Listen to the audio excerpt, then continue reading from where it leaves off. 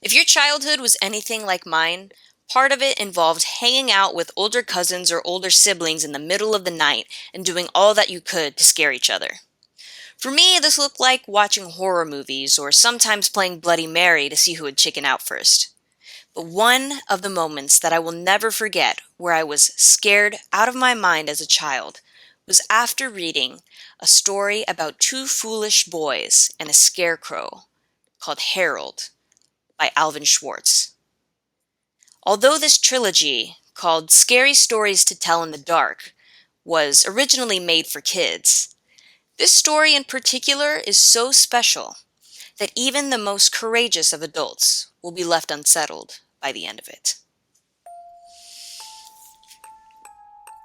When it got hot in the valley, Tommy and Alfred drove their cows up to a cool green pasture in the mountains to graze. Usually, they stayed there with the cows for 2 months. Then, they brought them down to the valley again. The work was easy enough, but oh, was it boring. All day, the two men tended their cows. At night, they went back to the tiny hut where they lived. They ate supper and worked in the garden and went to sleep. It was always the same. Then, Tommy had an idea that changed everything. Let's make a doll the size of a man. It would be fun to make, and we could put it in the garden to scare the birds. It should look like Harold, Alfred said. Harold was a farmer they both hated. They made a doll out of old sacks stuffed with straw. They gave it a pointy nose like Harold's and tiny eyes like his. Then they added dark hair and a twisted frown. Of course, they also gave it Harold's name. When they were feeling playful, they would talk to him. One of them might say, "How are the vegetables growing today, Harold?" Then the other, make believe he was Harold, would answer in a crazy voice, "Very slowly."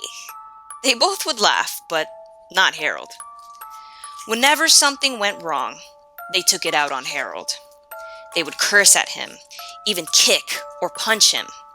Sometimes one of them would take the food they were eating, which they both were sick of, and smear it on the doll's face.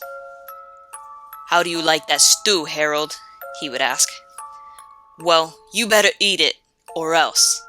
Then the two men would howl with laughter. One night, after Tommy had wiped Harold's face with food, Harold grunted. "Did you hear that?" Alfred asked.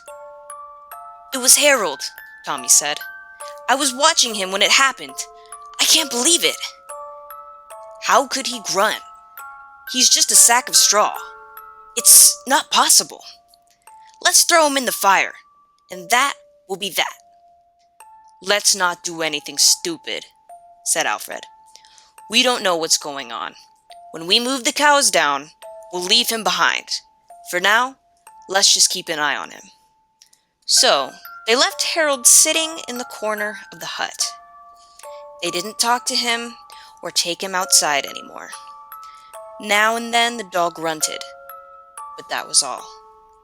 After a few days, they decided there was nothing to be afraid of. Maybe a mouse or some insects had gotten inside Harold and were making those sounds. So, Tommy and Alfred went back to their old ways. Each morning they put Harold out in the garden, and each night they brought him back into the hut. When they felt playful, they joked with him.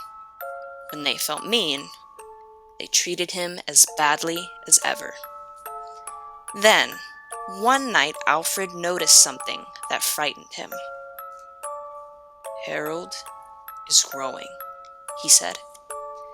"I was thinking the same thing. Maybe it's just our imagination.